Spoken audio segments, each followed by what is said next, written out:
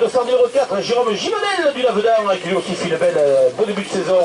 Le 5, et on le retrouve avec plaisir au milieu de ce peloton, c'est Jérémy Montagnol. Le coureur de Tosta, dossard numéro 6, Nicolas Brachet du Lavedan. Le 7, Andy Chaud des Déjantés du 65. Le 8, David Coulon des Déjantés du 65 aussi. Dossard 9, Xavier Davia du Lavedan. Le 10, Joan Martinez de Tosta. Le 11, Valentin Toussaint du Fousseret. Le 12, Jean-Baptiste Granger déjanté. Le 13, Lucas Drapier. Le 14, Thomas Mistry déjanté. Enfin, dossard 15, le Lourdes, Jean-Sébastien Cosper. Les deuxièmes catégories sont représentées par Hervé Ompraret du Lavedan, Raphaël Bouchonnet de Pierrefitte et Pierre Virolot des Déjantés du 65. Et une minute derrière s'élanceront donc les vététistes avec Patrick Fombonne de Bordère, Jean-Louis Toulet de Vidouze, Grégory Rue de Madiran, Axel Larouille de Tosta, Hugo Larouille et Nicolas toujours de Tosta, Grégory Talbot de Tosta, Claude Marmouget déjanté, Brunet Santerre Cyril du Pyrénéissime, Jean Tortigue de Madiran, Sébastien Chantereau, Fabien Dacosta du Pyrénéissime et Vincent Doyer de Lourdes. Quand tu veux Bernard, laisse pas. Voilà, donc oui, là on va aller très vite, messieurs les coureurs. Allez, même pas 30 secondes de départ, donc on enlève les hauts de survêtement. Là il pleut, donc je ne vais pas m'étendre plus longtemps sur la présentation du coureur, j'aurai le temps de le faire pendant l'épreuve. Attention pour les cyclo-crossman, première et deuxième catégorie, messieurs, à vos marques. Prêt, top, c'est parti. Le départ avec Jean-François Lassalle, toujours qui prend un excellent départ avec Jérémy Montagnol, les coureurs de Tosta qui sont immédiatement en tête de ce peloton avec, on le sait, l'importance toujours du départ chez les cyclo-crossman, le passage des planches avec Jean-François Lassalle qui est le premier à sauter les planches devant Nicolas Brachet, auteur d'une très belle 8e place lui au championnat d'Europe. Donc ces hommes-là sont en forme et ils l'ont démontré dans les championnats d'Europe avec Jérôme Gimonel qui fait l'effort et qui vient à la corde se glisser entre Brachet et Lassalle et qui prend donc la 2e place avec Jérémy Montagnol 4e après les premiers hectomètres de course. On retrouve Hervé Ompraret aussi qui a pris un excellent départ. Bernard, 10 secondes. Attention pour les vététistes, 10 secondes. Quand tu veux. Attention messieurs. Fais-les partir, fais-les partir. Prêt, top. C'est parti pour les VTT. Avec l'excellent départ de Fabien Dacosta qui courait tout à l'heure et qui a récupéré puisqu'il se lance de suite à la bagarre. Et là on va retrouver donc immédiatement la tête de course avec Jérôme Gimonel qui a pris maintenant le meilleur dans ce passage-là un petit peu technique devant son camarade de club Nicolas Brachet qui est là. Là on retrouve le meilleur Nicolas Brachet là, de dimanche à dimanche. Nicolas Brachet est en train de revenir à ce coup de pédale qui il y a quelques années faisait de lui le champion du Limousin. Lui aussi un habitué des victoires, mais le niveau s'est tellement élevé maintenant à Nufolette que eh bien, les victoires sont très chères à aller chercher. Et il faut être au meilleur de la condition. On retrouve Jean-François Lassalle, 3e avec son maillot jaune et rouge, champion des Hautes-Pyrénées. Jérémy Montagnol, 4e, 5e Hervé Ompraret, le casque jaune. 6e c'est Joan Martinez, le casque rose. On retrouve Alexis Michaille qui est là aussi avec son maillot de Bordère en 5e position. Et le peloton, Xavier Davia qui a pris un départ prudent. Et attention, chef Lassalle, victime d'un cire mécanique. Non, c'est Andy. Ah non, c'est Andy Chaud, pardon, je voyais de dos, je voyais le maillot jaune et rouge. C'est Andy Chaud, victime quoi Oh, le dérailleur. Un bris de dérailleur, je pense, ou peut-être de roue libre. Il a déjanté, je crois. Il a déjanté. Allez, go. Alors que chez les vététistes, c'est Grégory Rue qui a pris le meilleur départ devant Jean-Louis Toulet. Allez, Nico. Allez, Nico, allez. De l'autre côté, Allez, Axel, allez, Axel, allez. J'ai failli lui dire allez, Alex. Oh non, oh merde. Allez, Vincent. Attention, on ne prend pas de risque, Sarah. Attention, attention. Allez, Greg. Voilà, attention, le service de dépannage, c'est Sarah qui se précipite pour porter les roues Andy. La partie technique. Et c'est vrai que s'il n'y avait pas Bernard, il va falloir enlever toutes ces clôtures, parce que tu vois la pauvre Sarah qui porte les roues Andy. C'est vrai que toi tu as les brebis là et t'imagines pas que le dimanche il faut que le staff technique puisse aller dépanner le plus rapidement. Voilà, Andy qui s'affole pas, il va prendre la roue arrière, crevaison du jantage d'Andy. Oh, je crois qu'il a arrêté. Hein. Non, non, il est en train, non, il reprend la roue, c'est Sarah qui lui a dit, Andy, non, non, tu vas pas, attends, on est venu aujourd'hui, on a bravé les intempéries, on n'est pas resté à la télévision pour regarder Michel Drucker, c'est bien pour venir faire ce cross de schiste, donc tu me prends une roue et tu repars. Sinon, ce soir, c'est toi qui fais la vaisselle. Heureusement qu'elle est là, Sarah. Ce soir, Sarah, c'est Andy qui fait la popote, parce que toi tu fais la mécanique, voilà, Andy qui a déjanté, voilà, déjanté de la roue arrière.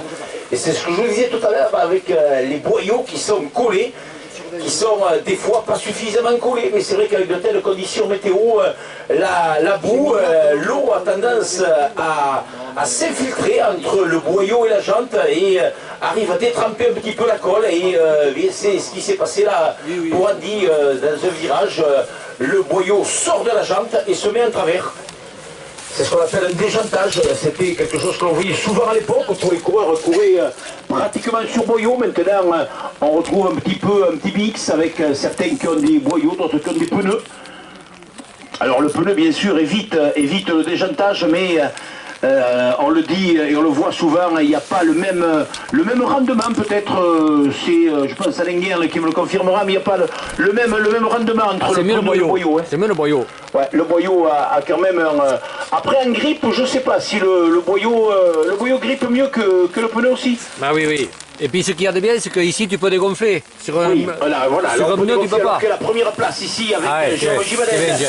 Et dans la roue de Jérôme Gibanel, on retrouve Jean-François Lassalle, les deux hommes de tête, avec ici toujours aussi facile, toujours aussi aérien, même sur des conditions difficiles pour Nicolas Brachy, alors que c'est Joanne Martinez qui a pris l'excellent départ, qui est en 4e position.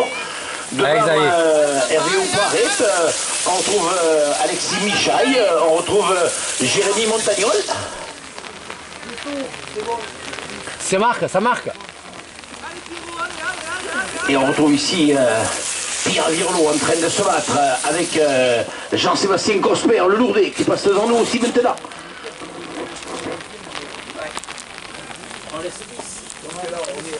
C'est bon. Allez, on retrouve Bouchonnet, ici, qui passe à son tour. Raphaël devant nous, le corps de Pierre Fitte. Et on le voit donc là, le départ, l'excellent départ de Jérôme Gibanel devant Jean-François Lassalle, qui prend maintenant la course à son compte, avec derrière Nicolas Brachet en 3e position, Joanne Martinez qui a pris un excellent départ aussi, qui est là en 4e position, avec Alexis Michaille qui est en train de revenir tout doucement devant Jérémy Montagnol. Et chez les vététistes, Greg Rue est en train avec Jean-Louis Toulet de se livrer de belle bagarre. Et on sent que Jean-Louis Toulet qui aime ces circuits beaux avec... ici on retrouve D'Acosta, qui lui aussi tout jeune, qui courait tout à l'heure devant de la famille Larouille. C'était Hugo, voilà, Hugo qui passait devant nous. C'est bien joué, allez.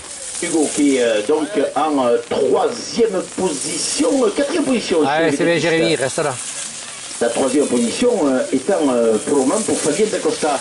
Allez, on retrouve derrière Hugo, on retrouve Papa Nicolas. Alors qu'on retrouve David Coulon en train de souffrir.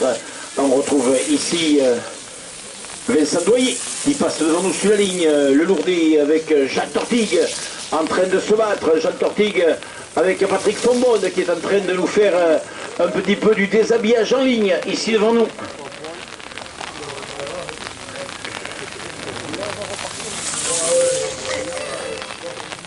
Par contre, moi je le disais tout à l'heure, il va falloir voir ici à Chis aux prochaines élections municipales, demander quand même dans le programme que le circuit soit goudronné.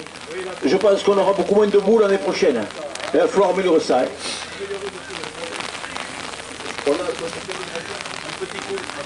Et nos amis des Gravières qui nous ont promis l'année prochaine d'amener 5 ou 6 camions. Ah, ils font du goudron. Non, aussi, il faut de l'enrober. Ils font de l'enrobé. On va pas se faire chier avec du gravier ici. De l'enrobé, hein. De l'enrober. Oh, ouais, de l'enrobé. 5 mètres de large. 5 mètres de large. Une belle ligne Voilà, droite. ouais, c'est ça. Donc le circuit est enrobé. Jean Tortigue qui va nous amener les meilleures bouteilles. Allez, Hugo, allez, 2019. Finalement, on ne fait pas la course, on reste ici tous tranquilles.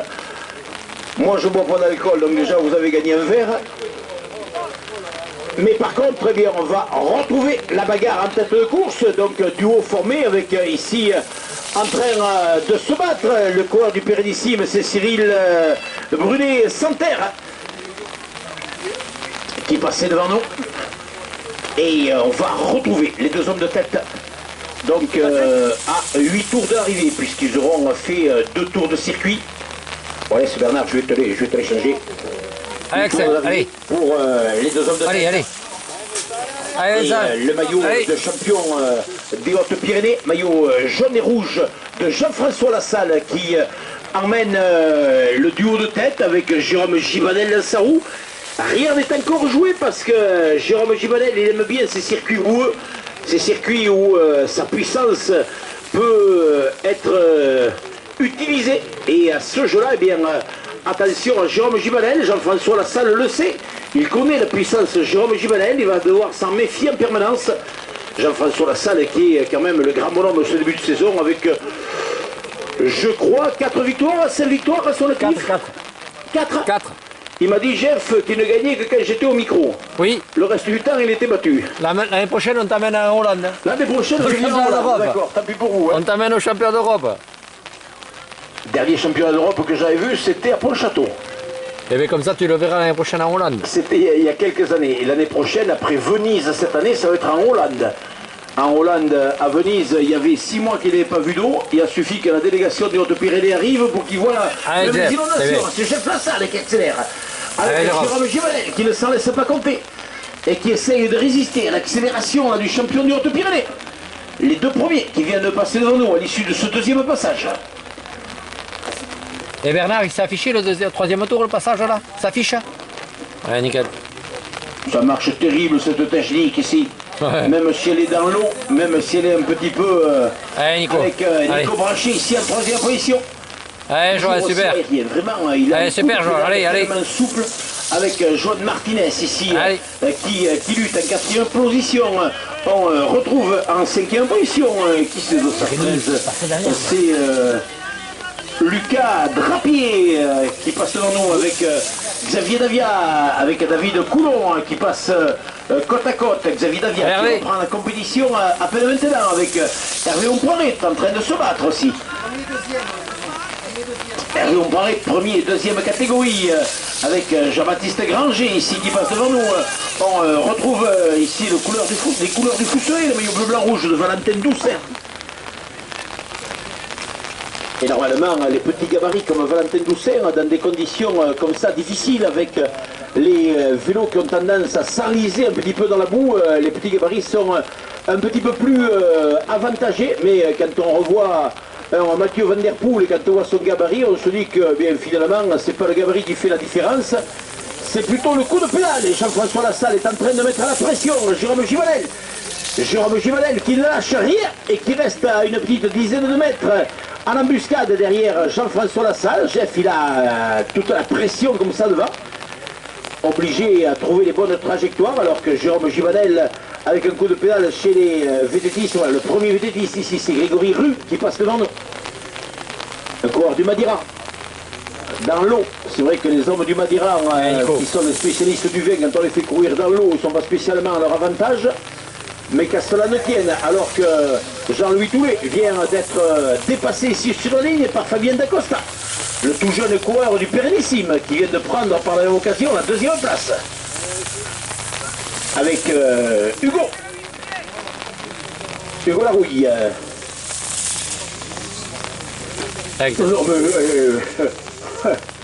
Non, mais attends.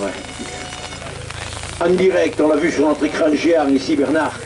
On a vu juste devant nous Fabien Dacosta dépasser Jean-Louis Toulet et par la même occasion donc monter à la 2e marche du podium. avec Pierre Virelot ici qui vire large pour aller chercher là aussi le meilleur grip. Derrière Jean-Sébastien Cosper.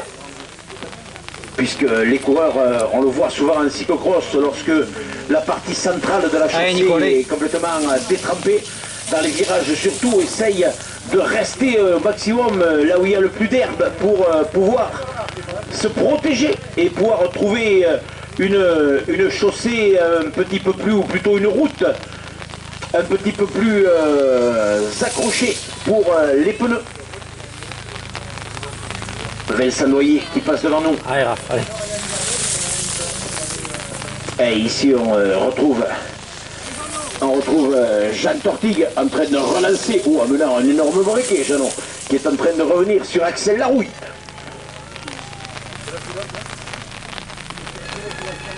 Alors, Jean Tortigue, vous permettrez par décence de ne pas dire son âge, il a 50 ans hors taxe. 70. C'est Jean-Pierre le plus vieux, 76. C'est Jean-Pierre Séban qui est le plus vieux, le plus âgé ou le plus ancien des licenciés. Jean-Pierre Seban qui, tu me dis, allez go, 76. 76 ans. Jean-Pierre, oui. Jean-Pierre Seban, 3e au championnat d'Europe dans sa catégorie d'âge. Après, il y a Émile là qui se cache sur le. Émile, 71. Jean-Pierre Seban qui est monté sur le podium, qui a versé sa petite larme. Émile qui s'est vautré lamentablement tout à l'heure par terre, alors ici on a Émile Arbe qui revient sur le terrain de ses déboires tout à l'heure. On l'a vu, Émile Arbe être à 4 pattes, le nez dans la boue. 71 lui. Alors que l'on va enfin avoir les images en direct, puisque l'hélicoptère à la télévision qui a enfin pu décoller. Ça va venir. Et non, j'ai l'anniversaire de ma petite fille. Oui. Après, ce sont les forces spéciales qui viennent du premier. Il y en a plein qui viennent s'amuser.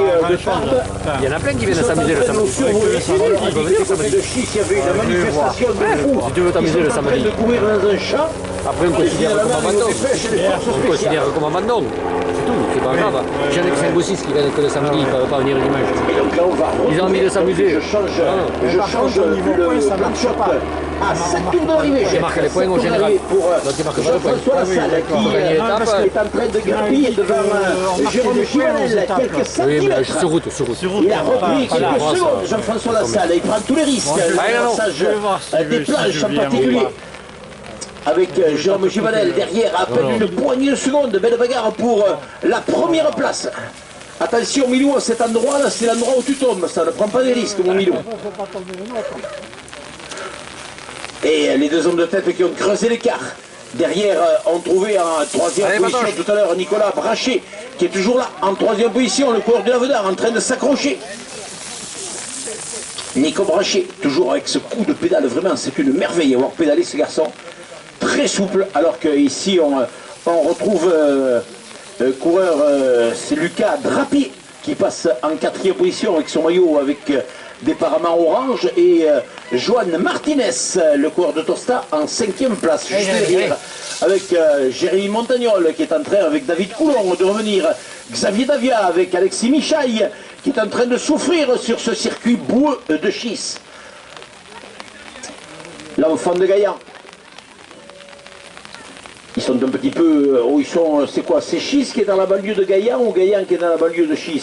Il y a combien de l'un à l'autre? Il n'y a pas beaucoup, hein. Et fais pas d'impair, t'as le maire là, quoi. Non, c'est pour ça, tu sais pas qui est la banlieue de l'autre, quoi. Et si tu veux qu'on revienne l'année prochaine avec le même budget, il vaut mieux dire que c'est... L'année prochaine, il nous a dit Bernard qu'on revenait ici avec le circuit qui allait être totalement en enrobé. La capitale. Ouais, mais ça fait pas l'ombre de doute.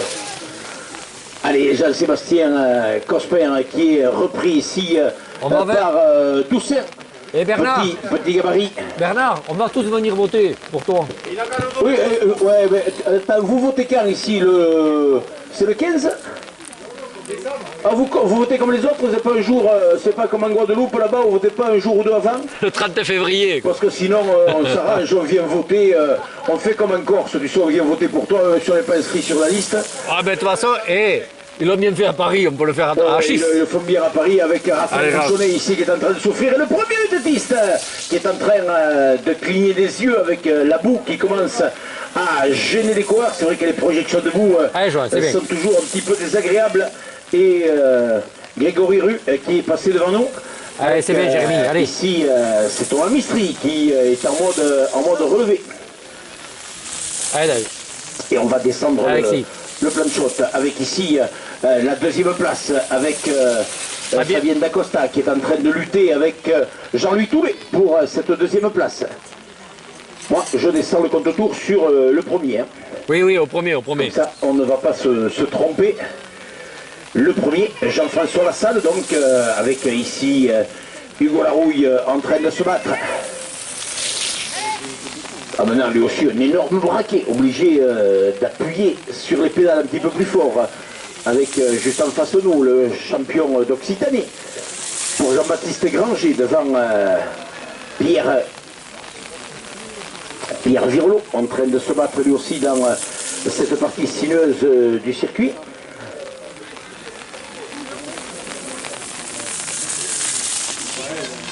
Allez, on retrouve la tête de course avec là maintenant la pluie qui n'arrête pas. Là maintenant, je pense que les premières et deuxièmes catégories vont terminer sous la pluie.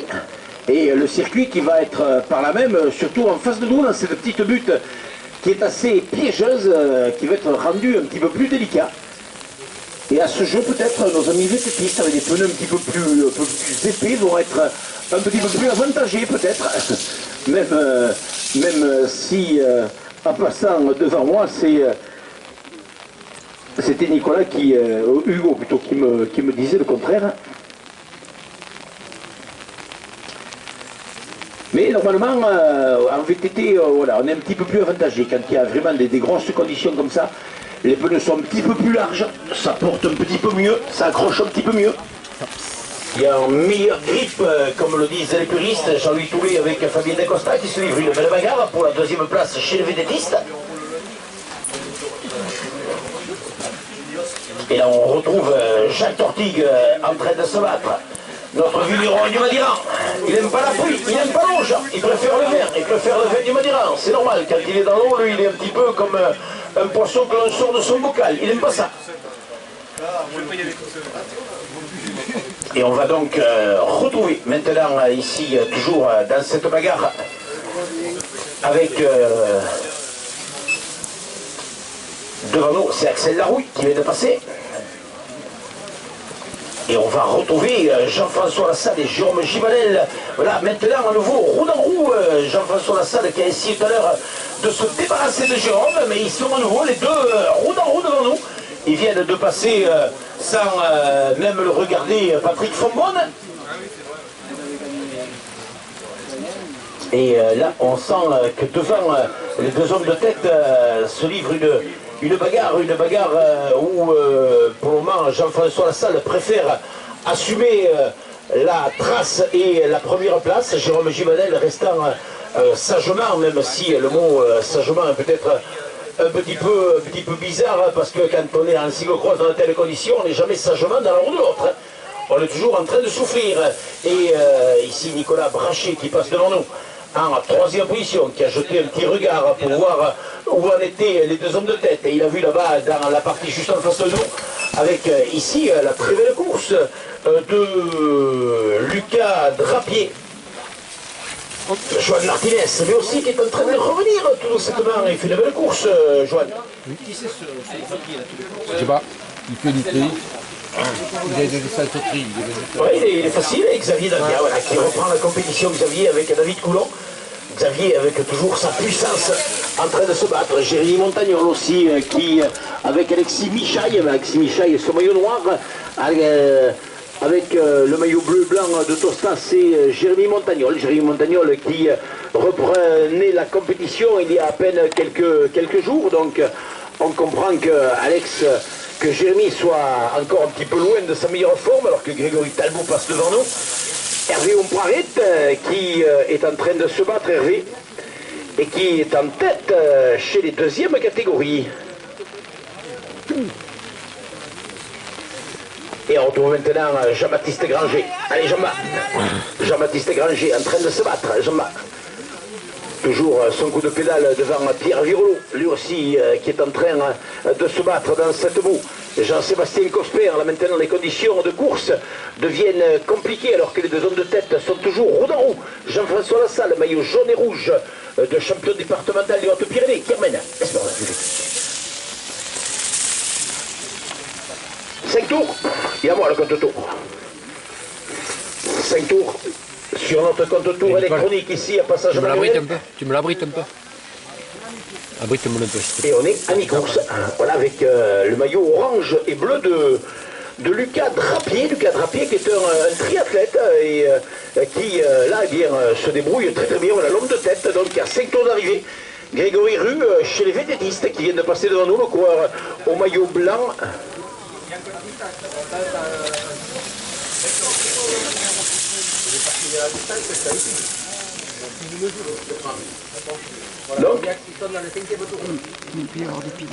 Donc ils sont... Il reste quoi alors? Quand ils passent 5 tours, c'est ça, c'est ce que j'ai... Voilà, c'est ce que j'ai affiché au plan de shot. Hein. C'est ça? C'est 5 qui est affiché au plan de shot.